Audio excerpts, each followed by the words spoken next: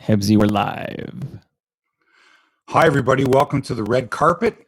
It's June the, what is it here? 18th? Oh, my God. Father's Day. June 18th. Sunday.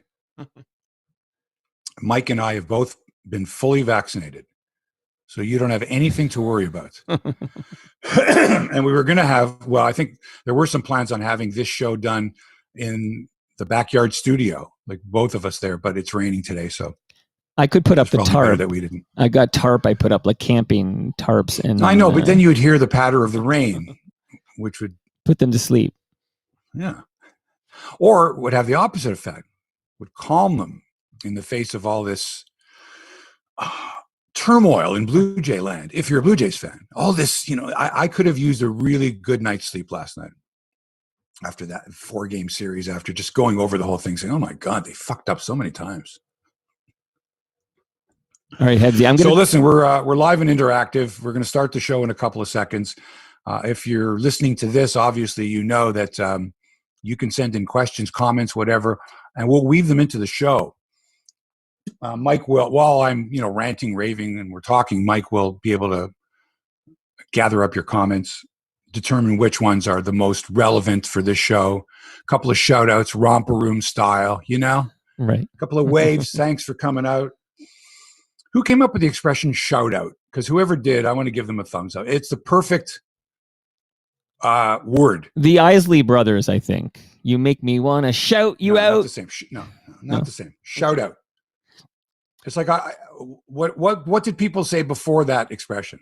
I want to give props was big with MC Hammer in the early 90s. He'd give you props. I think shout out was before that. Okay. Maybe not. Anyway, this is what we go through, Mike and I. These are the things we discuss off the air. Well, here's what I need you to part do. Of the podcast. Here's what I need you to do before we start this thing. Retweet that YouTube link I just tweeted at you. All right, you got it. All right, 237. What's this? And when you get a chance, I don't believe you sent me any notes for today. Oh, let me do it right now. Unless I missed them. And I am always excited to see these notes. But I thought you didn't. I thought you weren't that excited to see the notes. I don't need the notes, obviously. But what I do is if I have a thought on something and I see you're going to talk about it later, I hold on to it. That's the big thing. I hold on to it. Oh, man. Really no big deal at all. Here, tweet that link. That's priority 1. I'll give you the priority sequence. I can't do both at the same time here. Hang on. Let me get you. Turn around. What am I trying to do here, Mike? You're going to retweet. The notes. Okay, you can do that. All right. Here we go. Share.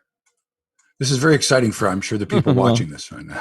This is what you get on the red carpet. It's how the sausage gets made. Exactly.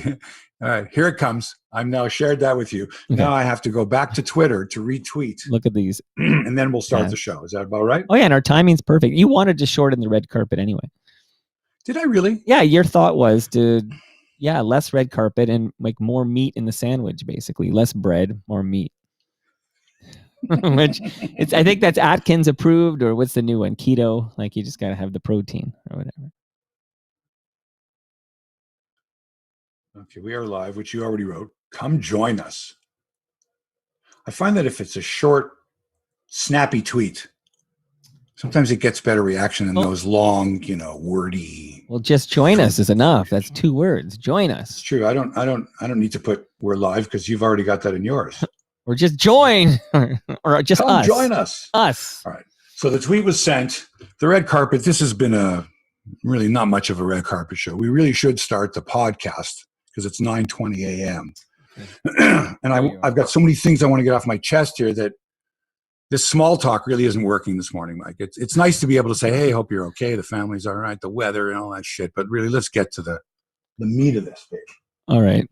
Shout out to the mustard tiger. I think that's a good. Okay, hang on a second because I've got to go to. Okay. Where am I over here? Oops.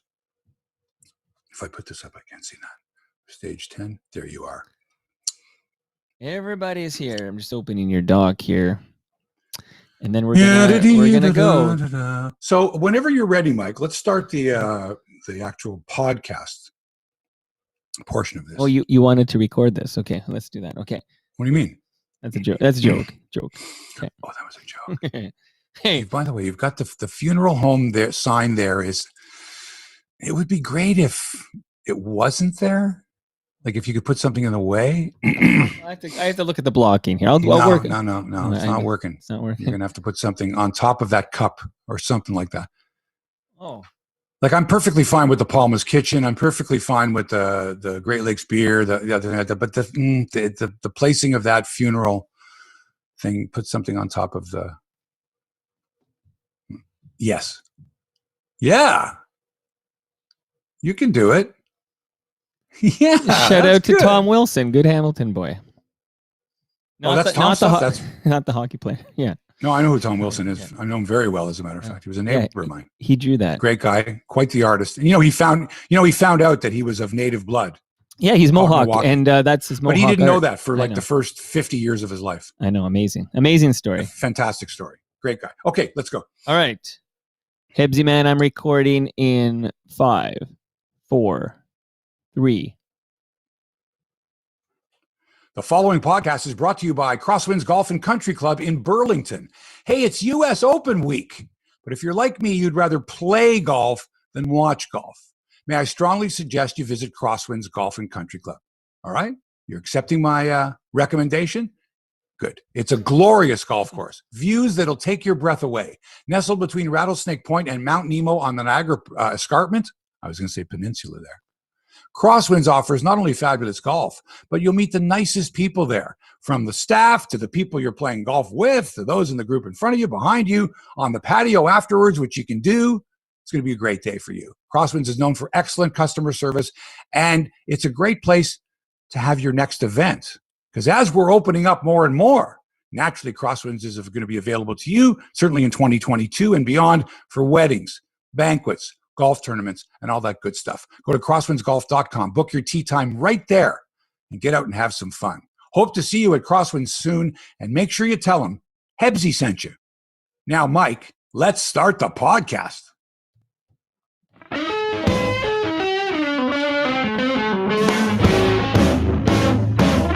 Live from Toronto, it's Hebsy on Sports, episode 237. Welcome to the show, my friends. Mark Hebscher along with Toronto Mike. And what a week it's been in the world of sports. And what a weekend it's going to be. And then next week. And then the week after that. Then we're into July. And then pretty soon it's the Olympics. And then, oh my God. Great to be alive. Mike and I are both fully vaccinated. So you have nothing to worry about today. Take the masks off.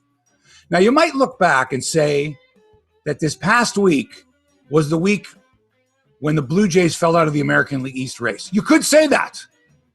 Hopefully you won't have to. But it's quite possible the way things are going. Because this was the week they were swept by the Yankees, thanks to a crumbling bullpen, poor fundamentals, and a manager who doesn't know what the hell he's doing. Now, I hope I'm wrong about this. I hope they turn it around. I hope Charlie Montoyo wins Manager of the Year. I really do, because he was a finalist last year. But I don't know. They need some help, and they need it fast because they're sinking like a stone. We'll talk about that in depth. Also, we'll talk hockey.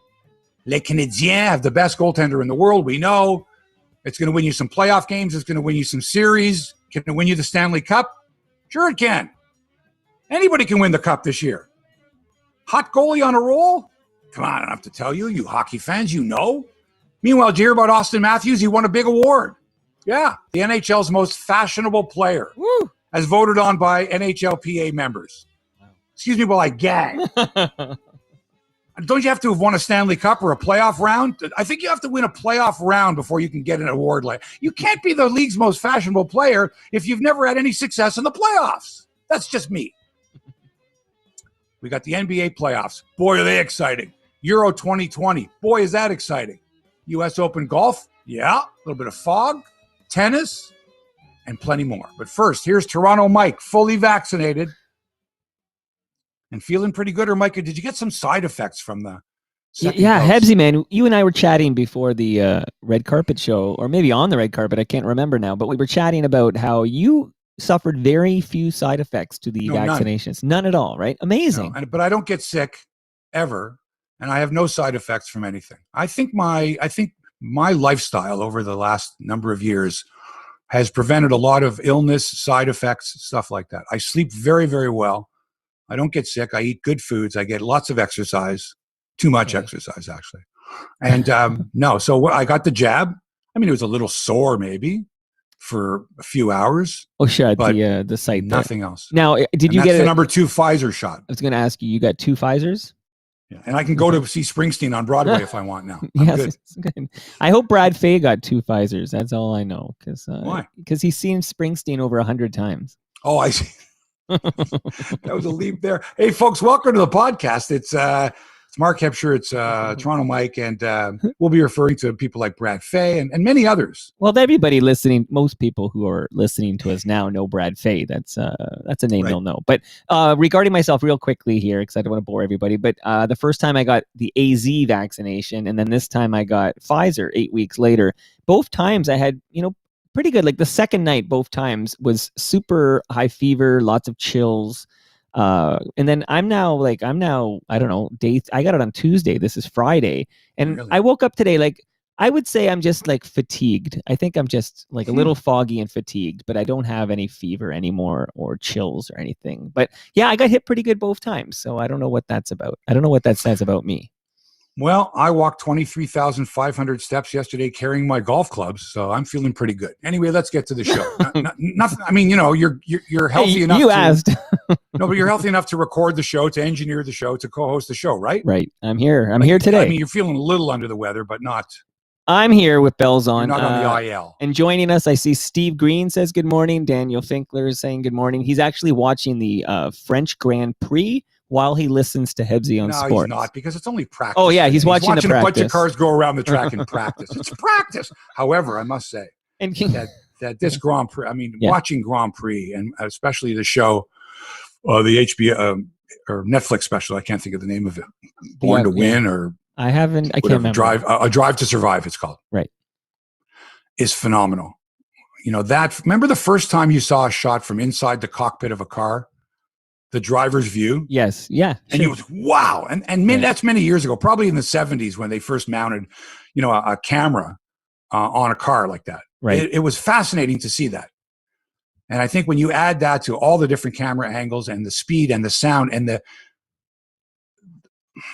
crispness of the cameras compared to back in the day, right. When you see something that was filmed on film, the 70s or 80s or whatever, and you look at how crisp, how beautiful it is now, it's incredible. Unbelievable. It's amazing. Now, just a couple more real quickly. Wayne Brown is in Lethbridge, Alberta, and he says good morning to you. Lethbridge, Alberta? Yeah. This is a Toronto sports-centric show. But you could root for Toronto teams from Alberta. In fact, of course, we encourage it, of course. Right. Because why the hell would you want to root for Calgary or Edmonton? Hey, Gary Faber says you're a machine after hearing that story about how you don't get sick, you don't have any side effects. But then Brian, he's got a bit of water for the fire here, because he says the older you are, the less side effects you experience. So that's what he says. So there you go. And Gordon Enright says good morning. Lots of people here. And everybody who's listening to the podcast should know every Friday morning at 9:20 a.m. Eastern, we're live on Hebsy's YouTube channel, and you could go there and kind of interact like we're doing right now. So Awesome. And the reason I'm healthy is because of one thing above anything else: a good night's sleep. And when I hear people that have trouble sleeping, I feel terrible for them, because I sleep very well. How many hours do you get typically in a night? I would say 5 hours, but 5 hours of absolute alpha sleep. See, alpha sleep is low. the lowest, the furthest down you can go in sleep. Okay. It's like close to comatose. It's the restorative sleep. It's the regenerative sleep. It's not REM. It's below. It's called alpha sleep. And that's when, that's the yogis who sleep an hour or 2 hours a night. That's where they get to. Okay. Through their meditation, through their, the breath, they get to alpha sleep. Alpha. 2 hours of alpha sleep alone is worth 8 hours or more of, fitful sleep. I was going to say, so it's five excellent hours of dead sleep. What do you do with all that extra time in your life? Because I need like 8 hours. So you've got 3 hours already that you can do productive things that I don't have. But see, what you're getting probably is 8 hours of like normal, okay sleep, right? I don't know how restorative or regenerative it is. And plus, your life's different from mine, because you got kids running around and you've got, all that kind of stuff. So there's a big difference there. But I sleep well, and that's my only recommendation. Okay, good tip. Hebsy's health tips. Love it. All right. So They're beautiful and they're ugly. They're loose, yet they're tight as a drum. They're exciting, yet excruciating to watch. And one thing they lack besides relief pitching is intensity. This team doesn't have any intensity. These are your Toronto, Buffalo, Dunedin Blue Jays. And right off the bat, let's cut them some slack because they're not a Toronto team. Most of them don't even know what Toronto looks like. They've never been here before. This is the second year of this, okay? It's got to be tough on the players. It's got to be tough on the staff and the management and everything like that. And it's tough on us fans. But come on. You got talent. Go out and get the pieces you need right now or write the season off or say good luck in 2022 because we're not going there this year. Not after this week. The Blue Jays have 95 games left in the season. That's a lot of baseball. But they're 9 games back of the Tampa Bay Rays. They're 6.5 games back of the final wild card spot. That means just to get to that spot for a 1-game playoff. Man, that's a lot to ask. They have to go 57-38 the rest of the way to reach 90 wins. And I don't know if 90 wins is going to get you in the playoffs. So it seems highly unlikely, especially after watching them lose 4 straight to the Yankees this week in every conceivable way. If I was to say to you, in the final game of the series, well, at least they haven't had a triple play against them. Boom. Right. In the first inning, when they could have broken it open. That's happened so many times this year, it seems, right? Like Vladdy is hitting the snot out of the ball. No doubt, he's awesome. But not so much with runners in scoring position lately, you know? Like, we're expecting a lot. We expect him to hit 350 all the time. He's human. But, man, that play yesterday was just, oh, God. And the base running, terrible. And horrible pitching by the bullpen. And unable to deliver key hits with runners in scoring position. Randall Grichuk up until this week was beautiful with runners on base. And now he couldn't hit the broadside of a barn. Everyone was going, oh, look at Randall Grichuk. He's got a .330 on base percentage. Not anymore. He's exactly the same as he was last year and the year before that and the year before that. So has the whole team regressed? And what kind of team does Charlie Montoyo have here? Certainly not an intense team. Never saw such a happy-go-lucky smile. Oh, we're smiling. We're happy. We're smiling. We're happy. You're smiling and happy. I'm not smiling and happy. Everything's going to be okay. Everything's not going to be okay. Stripling goes off. McGuire, I never saw it before in a rundown. Tosses the ball that hits the runner. Luckily, Bo makes a great play, or else there's another screw-up. All right? This guy comes from nowhere. Zoik comes up, pitches 3 innings, is trailing 3-2. He's out of the game. Why? Oh, he threw 65 pitches. I'm counting every pitch from every pitcher now, wondering that, like, Montoyo and what's his name, Pete Walker are going, oh, too many pitches. Not enough pitches. Too many pitches. Oh, God. And here's the one thing. Now, I wasn't at spring training, and I don't know a lot of people that were at spring training that saw. But does this team know nothing about fundamentals? Did Charlie Montoyo not the fundamentals? How about a pitcher being able to take a throw from an infielder? The 3-1 putout, or in this case, the 4-1 putout. No, we got a pitcher that runs past the bag and then has to reach back for the ball. We got another pitcher that gets a comebacker to the mound with runners first and third and nobody out. And all he's got to do is say, the hell with the run. I don't care about the run. Give me the 2 outs. Pivot, throw to second, on to first for an easy double play. No, what does this guy do, Zoik? He looks the runner back from third and then expects to get a 1-4-3 or a 1-6-3 double play. Never. You can't do it all. You can't look the runner back to third and then get 2 outs. It doesn't work that way. So these are fundamentals. And it's not just at the major league level. These kids down in Buffalo or New Hampshire, by the way, I've got my New Hampshire Fisher Cats on. Shout out to the Fisher Cats. I can't believe so no fundamentals. Now Yankees didn't play great baseball either. They played some pretty sloppy defense as well, handed us some runs. But my God, if you combine poor base running, poor decisions, and your manager is, oh, they're young. Young players make mistakes. Marcus Semien is not a young player. Get caught in a rundown with the bases loaded, with runners at second and third and nobody out in the first inning with Vladdy at the plate. Come on.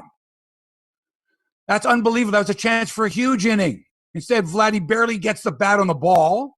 Like, in fact, I think he swung at a couple of pitches that would have been ball 4.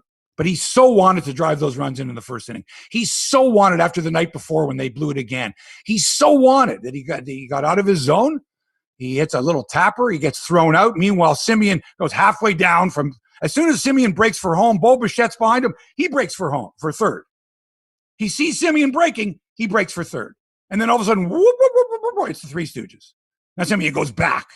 And that means Bo gets caught. Now they get in a rundown. Now they throw Vladdy out. And then both are in a rundown. Where's the third base coach when all this is going on? What's the purpose of a third base coach? Right? Right. Is he to remind Semien and Bo that make sure the ball is hit past the pitcher or something to that effect? Does he say to Semien, it's the contact play. As soon as Vladdy lays the bat on the ball, you go home? No. Because everybody knows with nobody out, there's no way you don't put a contact play on a play like that. Okay? You got to make sure the ball goes through. You stay at third. Because even if Vladdy gets thrown out at first, you're still there with wasn't Teoscar. I'm trying to think who was batting next. Was it Grichuk? But anyway, you're still at third. There's less than 2 outs. You can still score. But instead, Semien like a rookie, go home. And Bo sees this, and it's a triple play. A triple fucking play! As if things weren't bad enough. So now you're thinking, not a good omen. Not good at all. Screwed up for a chance for a big inning. And then everyone's going on with, it's the first time ever that a triple play scored 1-3-6-2-5-6 has ever happened in the history of Major League Baseball. Who gives a shit how the scoring went down? Do you think people are going, does anybody know what the scoring play was the last time there was a triple play? Was it a 5-4-3 triple play? Was it a 4 unassisted triple play? What? Like, really, has anyone ever gone back and said, well, how many triple plays have been 5-4-3 of all the triple plays? And how many have been 1-3-6-2-5-6? You got to be super inside baseball. You got to be 7 levels above Geddy Lee to even think about how they scored a fucking triple play. And in actual fact, it is and it isn't. I mean, it was 3 outs on 1 play, but not the kind of triple play that you think of where, a guy hits a ball, he makes a catch, he tags a runner, he gets another guy and run down. This should have been a 1-3 putout or a 5-3, whoever made the play on that tapper by Vladdy. Out at first, Bo stays at second, Semien stays at third. Instead, it's the Keystone Cops, or what they used to call, before politically correct people came aboard, they used to call it the Chinese fire drill. Now, I don't know why, and obviously that's racist. But at the time, when they used this expression, it would make people think of a bunch of people running around crazily, not knowing in what direction to go in a fire drill. It's a really terrible racist expression, but it looked like it's true. It looked like a fire drill gone wrong. Ding, ding, ding, ding. You go here. You go there. Horrible to watch. 1-3-6-2-5-6. It sounds like that song by Tommy Two-Tone. Jenny, 8675309. Everybody remembers that. Okay, you think everybody in Blue Jay history is going to be 1-3-6-2-5-6. Vladdy taps out. Semien gets caught. Bo fucks up. It's a triple play. No. Get rid of Louis Rivera at third, first of all. This guy's awful. He's a terrible coach. The whole coaching staff. Where are the fundamentals? Anyway, that missed opportunity would come back to haunt the Jays. The loss, 8-4 loss. TJ Zoik starts in place of Mats. Mats in COVID protocol. Nobody asked, was Mats fully vaccinated? How the hell did Mats get COVID? He was pitching so well. He was the John Rahm of Major League Baseball. No, not really. And Zoik was okay. He wasn't great, but 65 pitches, you pull the guy? Jays came back to make it 3-2. You pull him after 3 innings? You're supposed to be resting this fabulous bullpen of yours. No. It's okay. So he's gone after 65. Joel Payamps comes in. He's mowing the Yankees down. We're hanging in there. We're down 3-2. 36 pitches. That's it for Payamps. Why? Why not leave him in? And then Taylor Saucedo makes his Major League debut. Oh, not when the Jays had a 14-run lead the other day does he put him in. No, he puts him in a close game. And the kid did well. Throws a clean inning, 14 pitches. So naturally you leave him in, right? No. 14 pitches, that's it for your debut. You got a little taste, kid, on the bench. Let's try another pitcher. No, leave him in, 14 pitches. No, we need to give Anthony Castro, need to give him some confidence because we've got a lead now, 4-3. So let's bring in Anthony Castro. No, don't do that. 4 straight hits to start the 7th. It turns the 4-3 Jays lead eventually into a 7-4 Yankees lead. And that was the ball game. And the reason is because after those 4 straight hits by Castro, they pull him out and they say, "Ooh, let's try Tim Mesa." But no, because Tim Mesa has to face the minimum of 3 batters, right? And here come a couple of right-handed hitters coming up. Here's an 058 hitter named Chris Giddens. 058, okay? And you can't get this guy out. 2-run single, turns a 5-4 lead into a 7-4 Yankee lead ball game. An 058 hitter. That's how bad your bullpen is. You could have called up Nate Pearson from Buffalo to pitch to 1 batter. I bet you he gets the guy out. Gets him to swing at a pitch out of the zone. 058. Give me a fucking break. Charlie goes with him. Sorry, you got to pitch. That's right, I forgot. You got to throw to 3 batters. Shit, I thought I could bring you in just to face the lefty. Oh, I'm sorry, I forgot. This guy's no manager. And defensively, they've been horrible. Their catchers can't catch, can't throw, can't stop wild pitches, pass balls, all this. Can't throw runners out, even in a rundown. Toss the ball and hit it off the guy's face. Whoever saw that? Have you never, every time I've ever seen anyone in a rundown, they hold the ball above their heads and pretend to throw because the runner's looking at them. And I'm going to pretend to throw. Because as soon as he makes the throw, the runner stops and tries to go the other way. No, Reese McGuire's got the ball down here and he's flipping it and it hits the runner in the face. Never seen that. Terrible. And the left side of the infield, every time there's a ground ball, every time there's a play, it doesn't matter who's playing there, I got my fingers crossed.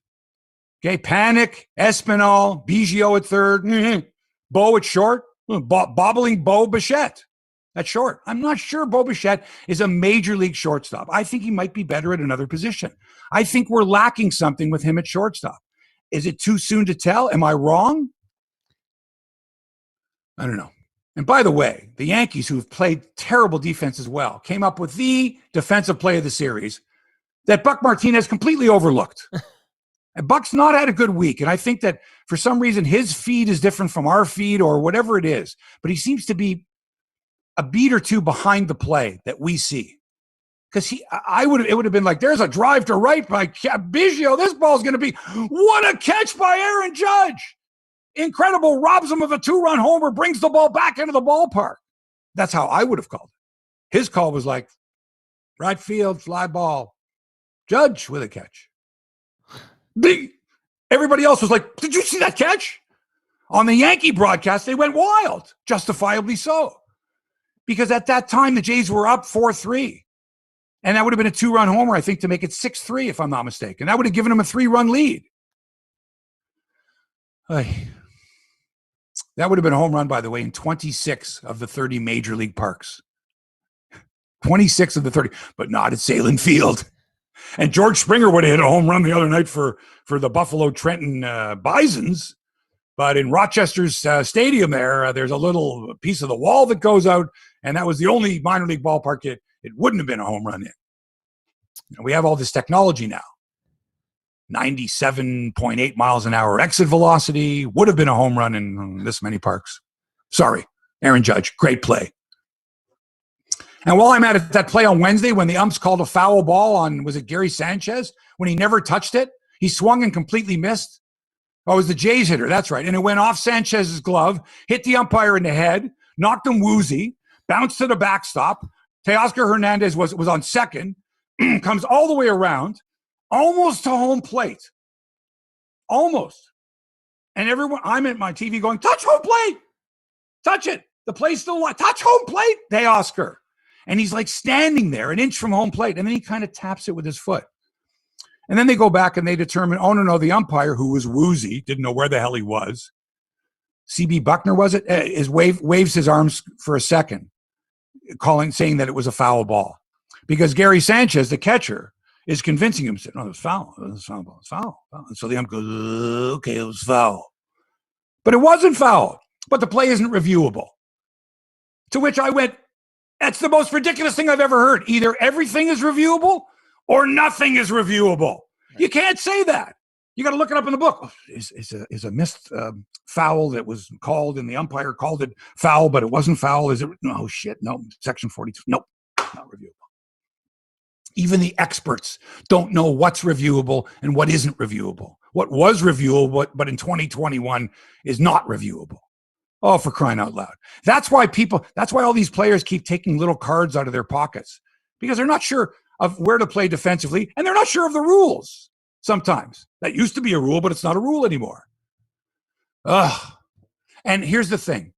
So we all saw that was not a foul ball, right? That should have been a wild pitch or a pass ball or whatever, and we should have tied the game. But no. Charlie Montoyo comes out and mildly, meekly discusses the point. Not argues the point, discusses the point. I'm sorry, man. I would have gone off. I would have blown a gasket. I don't know if I would have gotten kicked out of the game, but I certainly would have felt the frustration of my players and my staff, and I would have gone out there, blown a gasket, and said, you guys fucked up. We just saw the replay. I don't care if it's not reviewable. You fucked up. Okay? And you and you and you and you. And you allowed the Yankees to intimidate you, and you went back to New York for the call, where they're all Yankee fans anyway. And everybody in the fucking ballpark is a Yankee fan. It's a goddamn home game for the Yankees because the game's being played in Western New York. And sorry, Blue Jay fans, but way before 1977, there were generations of Yankee fans in Western New York. Okay? And so when the Yankees hit a home run, the place goes wild. And when the Blue Jays hit a home run, 3 people clap. It was absolutely embarrassing. And Charlie Montoyo, I don't care. Look, getting kicked out of the game wasn't the idea. The idea was to let them know vociferously that they're horseshit. Not reviewable. What a joke is that? All right, I'm done with that. Anything from you, Mike? Several things, but that was fucking awesome. So I didn't want to interrupt it, because when you get in that mode, there's nothing better than Hebsy going off on a rant like that. That was perfect. So well done. So catch your breath there. A couple of things, mainly in the live chat. The consensus seems to be like fire Montoyo. Like what's your thoughts? No. What's your thoughts on that? My thoughts are let Montoyo stay the season, and then, but start your search now for the fellow that you think would be the best manager for this team in 2022. Now you're going to lose some players, and Marcus Semien is not going to be part of this team. Maybe he should be involved in a trade. Rowdy Tellez, I can't see being a part of the future of this team. Put him up. I don't know if anyone wants him. One of your outfielders, maybe Lourdes Gurriel, maybe Randall Grichuk, somebody that's got some value. I think you can make a deal involving them. You've got to get pitching. You've got to get relief pitching right now, and good relief pitching. Look at the Yankees. As soon as they got a lead, baby, it's Chapman. Shut him down. Even the other night, second and third, nobody out, but it's Chapman on the mound, dude. It's Chapman. We don't have a guy like that. And even if everybody gets back healthy, you can't expect George Springer, Thomas Hatch, Nate Pearson, if you bring him up, whoever, Matz, any of these guys, you can't expect them to just walk right in and be great, because you got 3 other teams in your division that are better than you: Yankees, Boston, and Tampa. And you've also got other teams you got to climb over, like Houston and Cleveland, even if you want that wild card spot. It's not going to happen. So let's look at 2022. Let's be realistic that this team in 2022, without injuries, phenomenal. Springer, probably not Semien. Bo, Vladdy, Teoscar. An improved, certainly, a Biggio. Another piece there to replace Semien, probably. You're going to have a left-handed hitter with some power. Rowdy Tellez is not the answer. It's going to have to be a veteran player. Maybe he ends up being your pinch hitter. You're off the bench guy and your late inning defensive replacement. I don't know, but somebody like that. And let's face it, the bullpen's not working. There's other teams out there that have plenty of good relievers, but they're not going to give them up so fast. They want prospects. They want players. So what do you do? And I think Joe Siddall suggested this yesterday, and I've been saying so. I agree. Take Nate Pearson and Thomas Hatch, who are in Buffalo. Well, not in Buffalo. They're in Trenton playing AAA. That's so weird to even say that, right? He's in Buffalo. George Springer's in Buffalo. Yeah, but no, he's not in Buffalo. He's in Toronto, but he's in Buffalo. Right. And so take these 2 guys who are both starters, bring them in, DFA whoever you need to. Jeremy Beasley. I can't even think of the guys now. Okay, it's all the same guys. Tyler Chatwood. And bring these two guys in and say, all right, you guys are not starting. We're in the pen, but you're the first call in the pen. You're the 5th inning or the 4th inning or, God forbid, the 3rd inning, the 6th inning. And we need an inning. I don't know. We need 2, maybe 3 innings out of you guys. Maybe once through the order. All right? And see what happens. Because this is generally the way you graduate to a starting pitcher in the major leagues. For many years, you got to prove yourself in the bullpen first. And if you can do that, then we elevate you to a starter. You don't just get the job because you've been starting your whole minor league career. So let's see. Let's see what Nate Pearson's got, and let's see what Thomas Hatch has got. Bring them up. Let's see. But basically, I'm saying that I don't think the Jays can go 59 and 30 or 39 and 28 or whatever it is the rest of the way. Okay, so one more developmental season, and then we'll compete. But the thing is, it's developmental. Your manager is not going to be the guy next year because he's not going to take you to the prominent. He's not going to win some games for you. Right. He's not, and he's not going to make the moves that Montoyo makes. Like last night in the 9th inning, you got a runner on. Okay, you're down by 3 runs, and you're not facing Chapman. You're facing, I think, Zach Britton, who's having trouble finding the plate. He's walked a guy or he hit a guy or whatever it was. And so on deck, you've now got the tying run. So instead of putting Reese McGuire in there, the scheduled batter who already has 3 hits on the night, you pinch hit him with Riley Adams, who's been incredibly overmatched since the first day he came to the major leagues. Wasn't ready. Danny Jansen got hurt. You called this guy up, and you're using him as the pinch hitter? And what does he do? He grounds into the game-ending double play. And I'm not saying that Reese McGuire would have gotten a hit, but he had 3 hits on the night. He's swinging a hot bat. Why would you take a guy out who's swinging a hot bat? Because it's lefty versus lefty? Not a good enough. Come on, it's the major leagues. Okay, and one more thought. You talked about Buck Martinez having a rough week, and I think the vast, overwhelming majority of Blue Jay fans want to hear Dan Shulman and Buck Martinez. So Dan doing play-by-play and then Buck doing color there. Dan don't want to do it, though. Dan didn't want to commit for 162 games. He had other things to do. He's got a family, right? He wants to spend time with his kids. But he can do it from Toronto.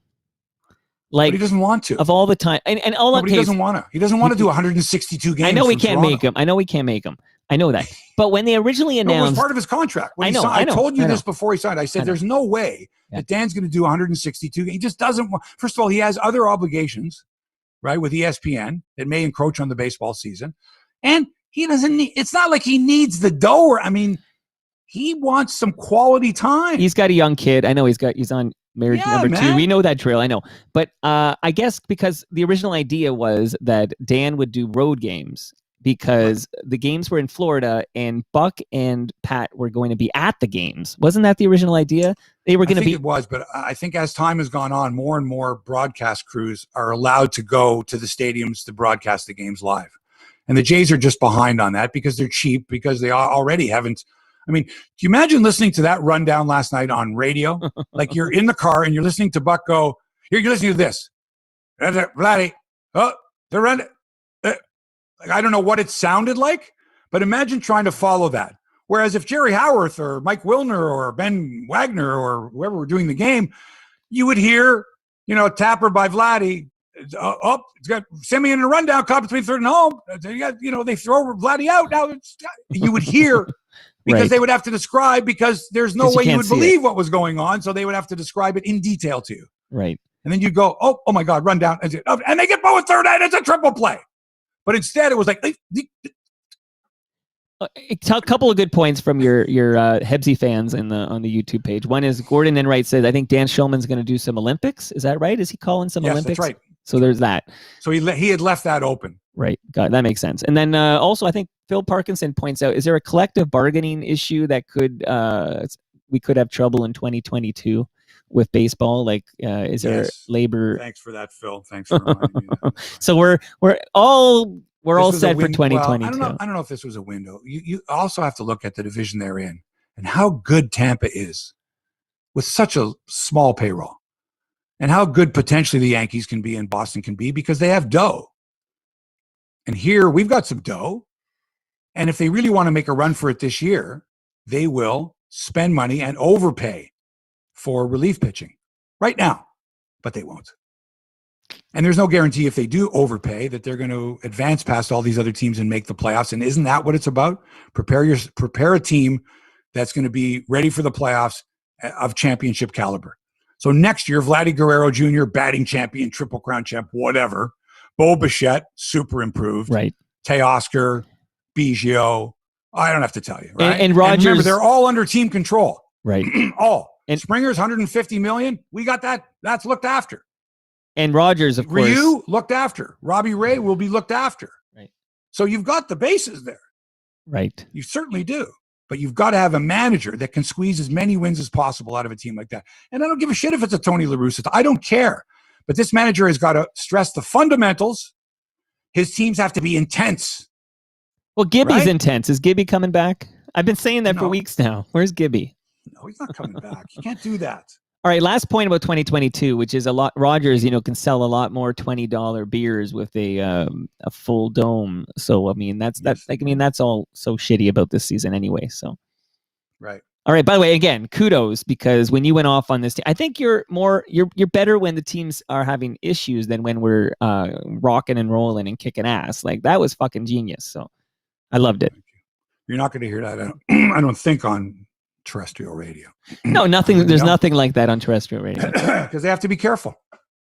They have to be careful because they know where their bread is buttered.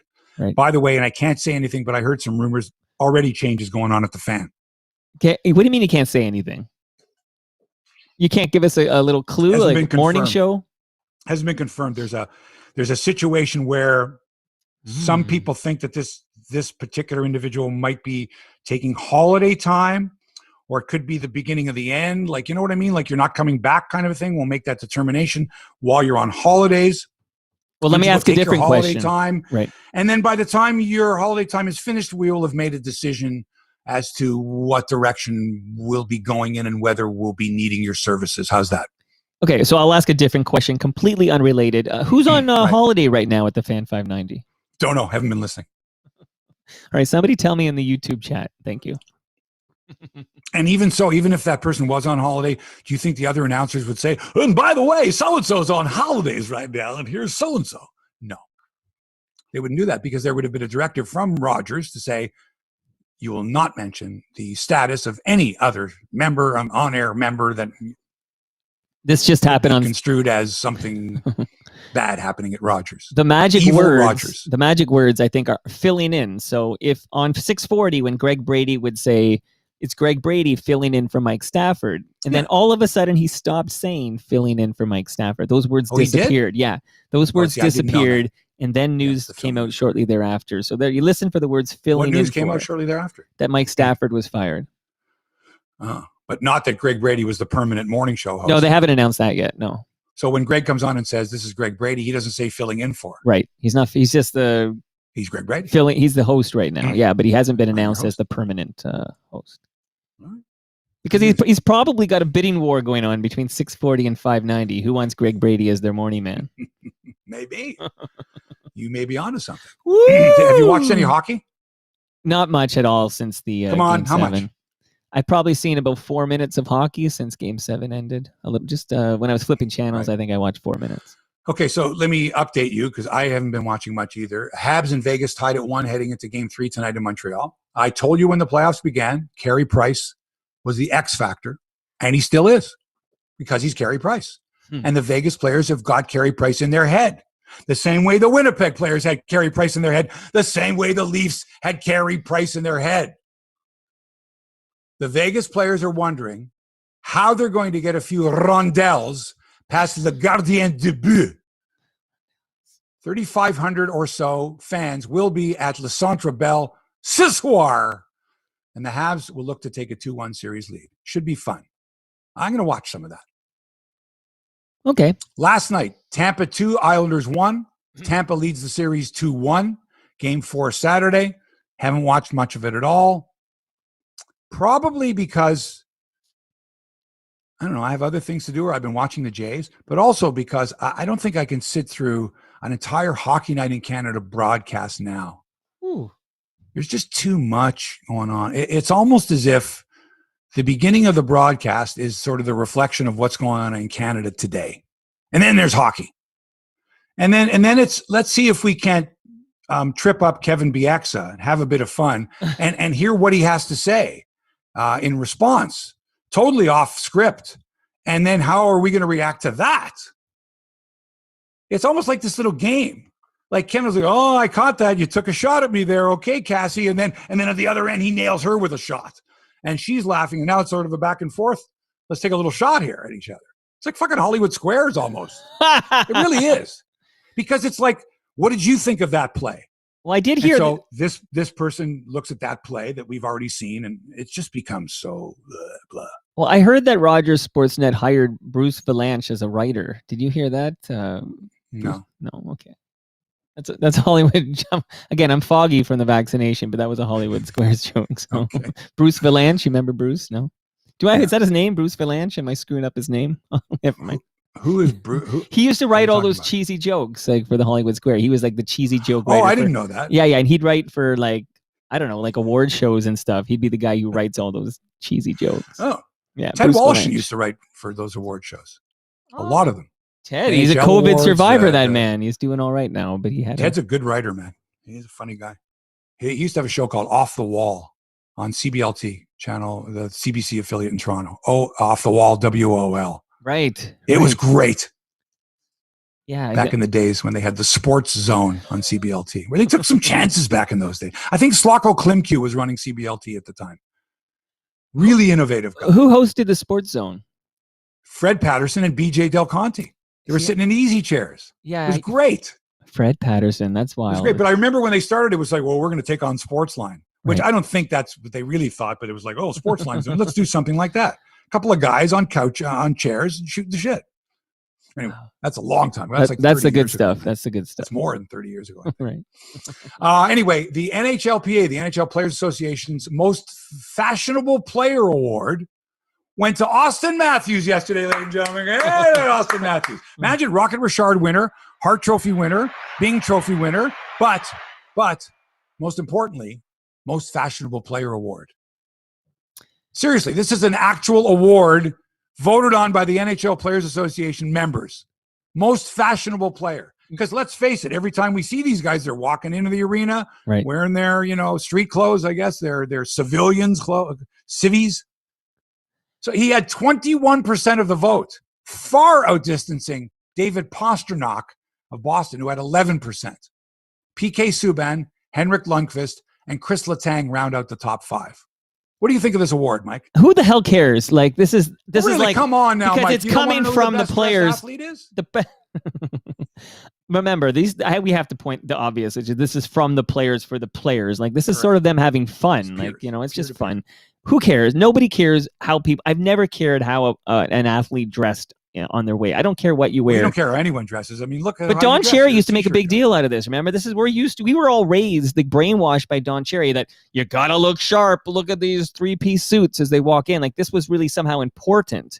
Like an athlete, how they dressed arriving at the arena. Like this was something significant to Don Cherry. Show now the NBA players. What's Russell Westbrook wearing today? Or all these guys. Let's get a shot of them coming into the arena, and then we can comment on their personal appearance, their hair, their clothes.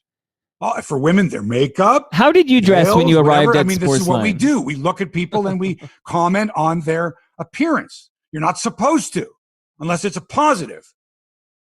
Right? You can't raise your eyebrow and say, where did he get those shoes? Right. Unless that particular person bought those shoes in the hopes that the TV cameras would catch them and make comments about their shoes. And then those shoes that they're endorsing, the company makes millions of dollars and goes, this is great. It's free advertising. It's beautiful. Here's a pair of gold shoes. You look like Little Richard out there. Wear these suckers. Have people comment on it. Take pictures of it. Post them on social media. And all of a sudden, the sales come in. Genius. I remember Auston Matthews is representing clothing companies? Without a doubt, right? It's all about the diversifying your revenue streams. Yeah. So without a doubt. Austin Hilfiger. So what do you think? People want to know, Hebsy, what do you think of the most stylish player award? I don't care about it. I know. Here's what I'd rather see. Best beard. Oh, yeah. But best facial hair. That would interest me. Yeah, grow a good stash. Give me a nice beard, something like that. Not a playoff beard. Right. Give me that. Okay. But what you're wearing before you take off who cares? What you wore when you got in your car or on the team bus? How did you dress when you were going to Sportsline there, when you were going to work at Sportsline? Were you When I was going, stylish? like when I when was you in the car arrived going at to the work? Yeah. Oh, Bermuda shorts and a t-shirt. And then when I got to work, I put on, my dress shirt and a tie and a jacket. And you had a sponsor on that show that would outfit you guys? And what was it? Oh, yeah. Caselli or We had something? John Henry for a long time. Okay. But I mean, this was in the days where we didn't wear I didn't anyway, shirts and ties. I wore shirt, no tie, collar tips, maybe a thin leather tie or not a bow. I never wore a bolo tie. I had earrings. Right. The jackets were, I don't know, say wild, but I mean, it wasn't conventional. It wasn't white shirt, black tie like TSN, black jacket. If we had stylish awards back then, you would have been in the running, I think. Your on-air style might have been in the running for most stylish local sports personality, media personality. Can I get that award like posthumously or after you die? Not posthumously, retroactively?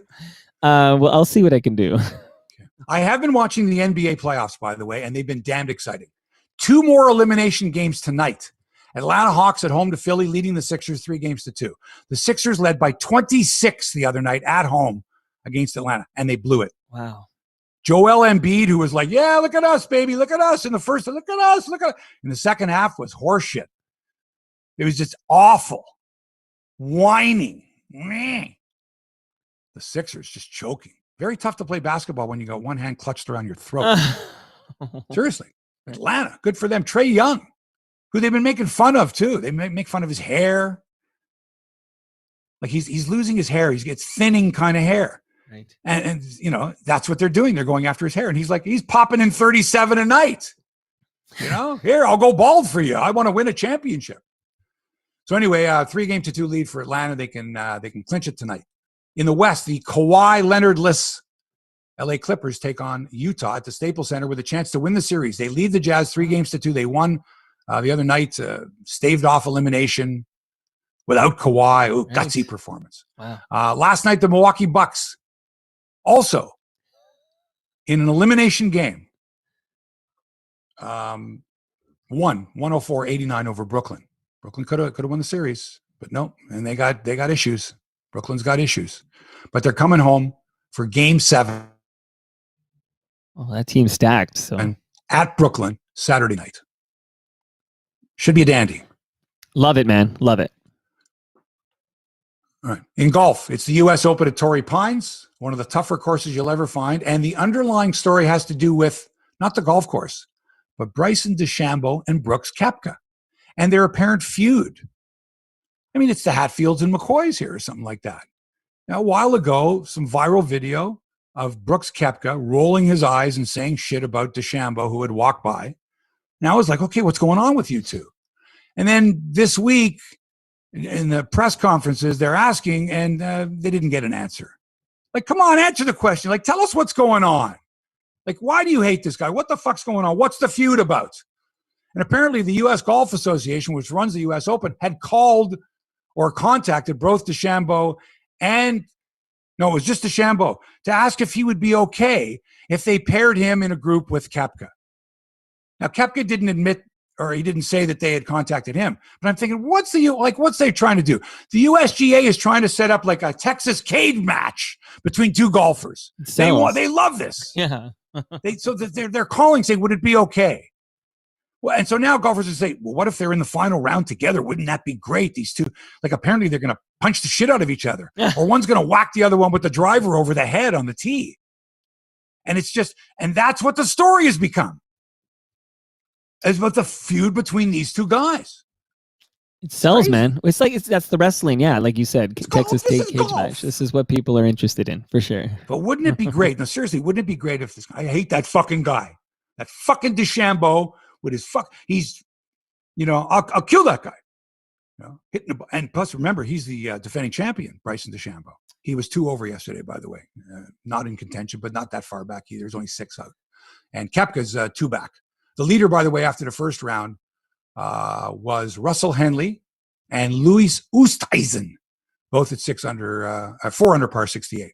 Koepka 2 back, along with my pick, John Rahm, Adam Hanwin is the top Canadian, 171. Mackenzie Hughes is a +2. DeChambeau +2. Corey Connors +4. A lot of players in the hunt after the opening round. Meanwhile, at Crosswinds, no tournaments this weekend, and I'll be playing on Father's Day with my 2 sons and my girlfriend. Nice. I golf with the 2 sons. These are the 2 kids that I sent off to golf camp when they were young, because we didn't want to have to deal with them at that age, right? For like 6 hours or 8 hours a day. So smart. They went to golf camp, which was a good move by me. Smart.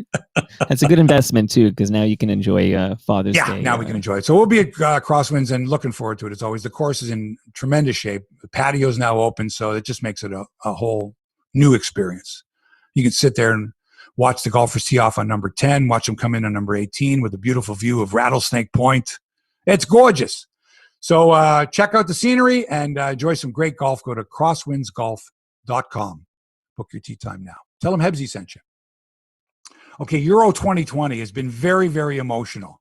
I have no skin in the game, and I'm emotional, especially so after what happened to Christian Eriksen, the Danish midfielder and former Tottenham Hotspur star, who I really, really liked. Just always thought he was a fine player and like a good guy, from what I could tell. Anyway, he collapsed on the pitch earlier this week.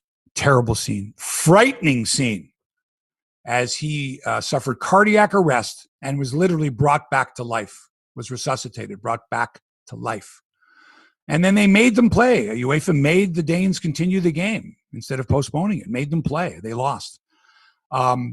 Anyway, they played yesterday again against Belgium. And prior to the game, they unfurled this beautiful banner of Christian Eriksen.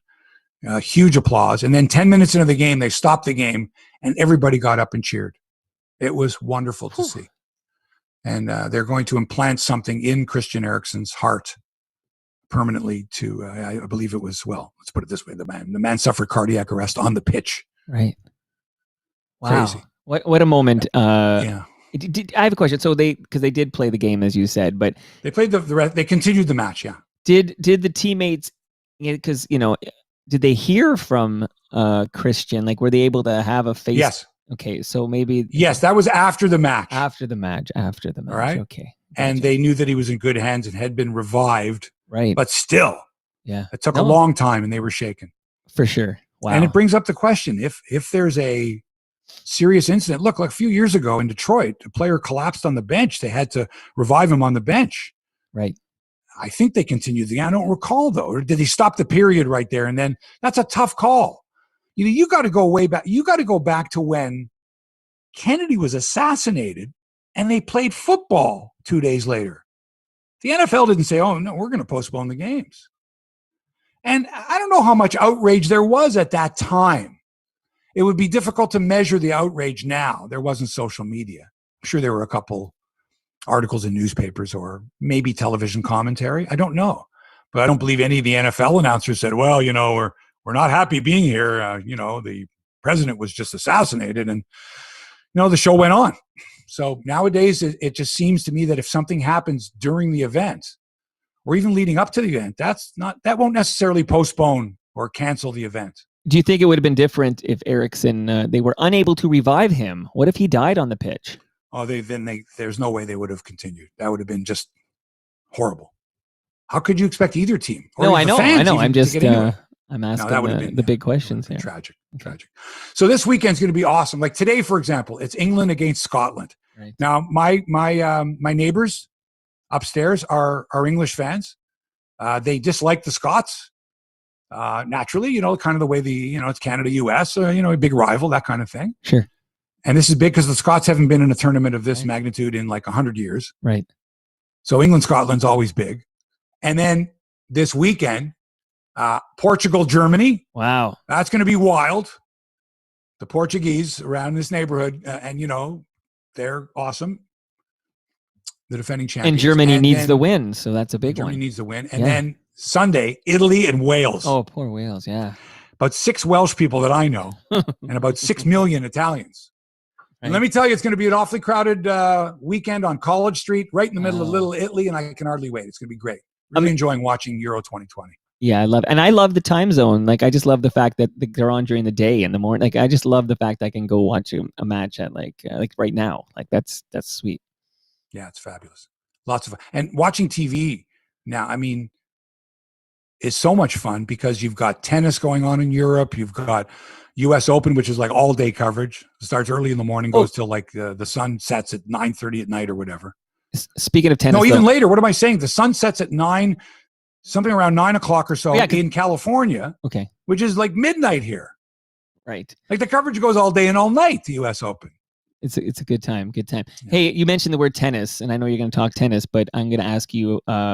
Naomi Osaka announced she's not playing Wimbledon. Did you hear that? Like she's pulled out of Wimbledon.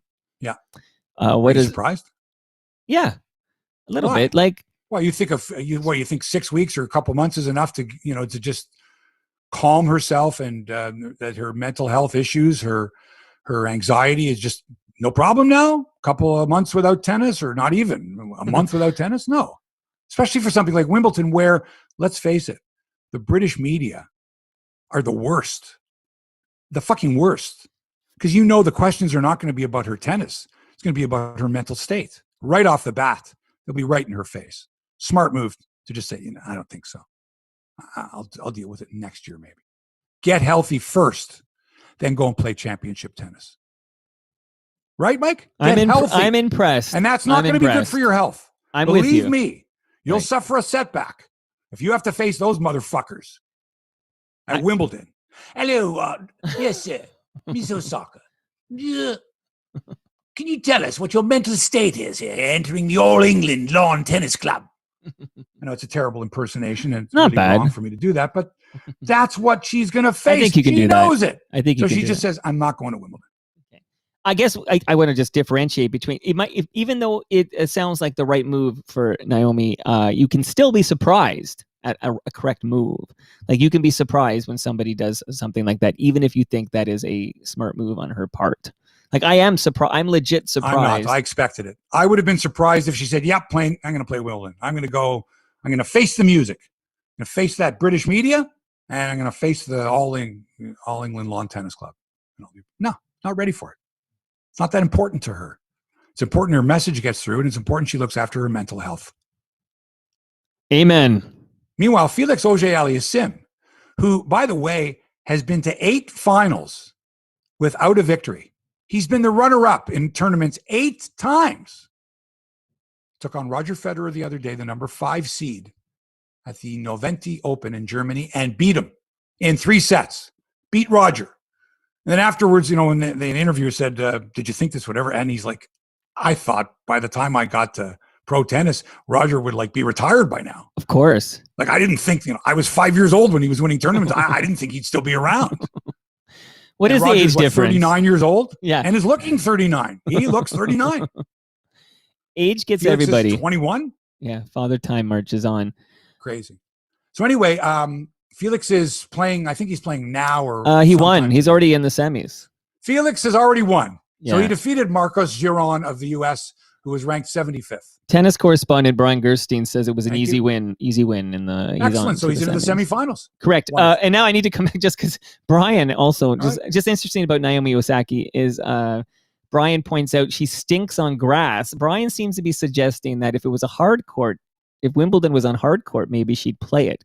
I don't know. Like we can't, we'll never know that we can't. Right. So, but he also points out she's playing in the Olympics. Well, she has to. She has to. This is a Japanese law. Absolutely. How about this? Can you imagine if we had the Olympics here and Donovan Bailey was the reigning gold medalist? And he said, "No, I'm not going to run. It's in Canada." Are you nuts? The top athlete of that country. She's going to probably be the flag bearer too. Her or Matsuyama, who won the Masters. Am I right? Yeah, you're right. Okay. She has to play. Okay. There's no getting just pointing that out. You're playing in the Olympics. You represent you. You are one of Japan's greatest athletes of all time. Right. You will play, and you will win.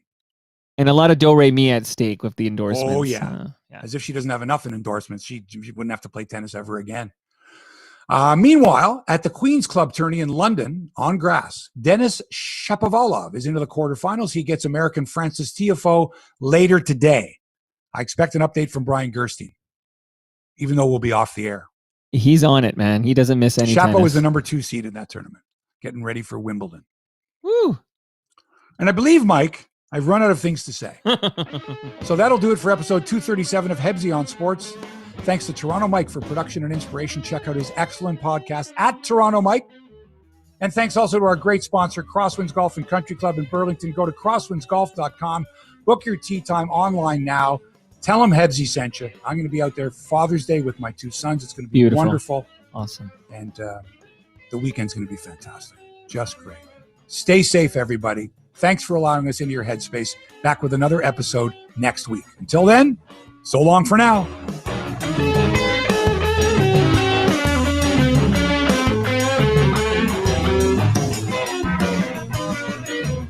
This podcast has been produced by TMDS and accelerated by Roam Phone.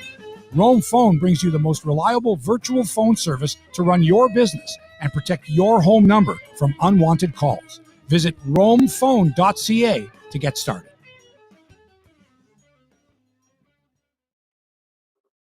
Hebsy, that Bluejays rant was fire, man. That's what we're missing in the. I've been holding that in all week too. Not all week, but I mean, after the first loss, okay, I'm writing little notes, and I'm thinking even if they won last night, I'd still be angry, but not as angry. I'd still be, there are some issues, but man, you get swept. I'm thinking even if you didn't really care about sports, you would be thoroughly entertained by that. And I don't know how long that went for. I don't know. I didn't want to interrupt it. Like I was just enjoying the show. Good stuff. Well, I'm glad you liked it. Thank you. All right, good. Okay, so I'm going to get this online. Have a good Father's Day. Enjoy that. That sounds really good. Thank you, brother. You have a good Father's Day too. Hope you get lots of good gifts. Yeah, I mean, I love it. I just love it because it's like all the kids together. It doesn't happen that often anymore. Like I have 3 or 4 here today, but the 19-year-old's not here. But it's just nice that they all kind of like they're all obligated to be here. It's like right. Just the same way Osaka is obligated to play those Olympics. So. It's like my sons are obligated not to send me a text on Father's Day. They have to actually phone. Right. I like it. Texts don't work on Father's Day or birthdays. Well, that's the thing. No problem. I wish I could spread those out because you're right. But those are only a week apart from me because I've got like my birthday is a week after this year's Father's Day. But it's okay. Was it? Yeah. So that's 2 weeks in a row they have to all spend with me. So holy smokes. Okay.